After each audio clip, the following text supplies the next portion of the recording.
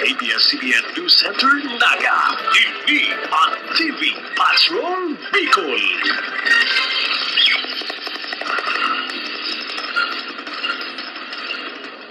Marhay na hapon, sunod-sunod na harabunan na sinholdapan sa Albay. Indian National na biktima nin riding in tandem holdupper sa Ligao. Arestado naman sa ginubatan ang tulong suspek na CCTV mantang pigahabunan ang sarong truck. Nabadil naman ning gwardiya ang saro sa duwang parabon sa pigbabantayan kaning Universidad sa Legazpi City, Kasubanggi. Nagpapatrol Karen Canos.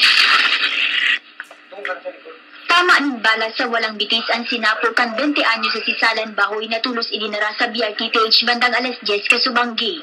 Nabadil siya kan gwardya ni sarong pribadong eskwelahan sa Legazpi matapos maaktuhang naghahabon sa bisinidad mismo kan eskwelahan. Mayroon tayong tinatawag na paggamit ng puwersa, reasonable force. So mayroon tayo, may sinusunod din na rules of engagement ng security guards. Arestado man ang pag-iriba ni Bahoy na si Jonel Abihuro, 19 anyos. Duwang battery ning kotse at welding machine ang na-recover sa mga ilikan otoridad. Kalaboso naman ngunyan sa ipatura kan ginubatan PNP ang 41 anyos sa si J. Bautista kan barangay Iraya kan ginubatan. Siya ang saro sa tulong sospek sa pangahabonin battery sa sarong 10-wheeler truck sa Banwaan na nakuha ng mismo kan CCTV. Siya muna ang umakyat dun sa truck na biniripay nila kung mayroong pinante o driver na nakaiga o nakabantay dun sa truck. And ako lang bagay kaya may CCTV ngunyan advantage sa modern times sa ngunyan. Totally gone talaga. Disabled to truck.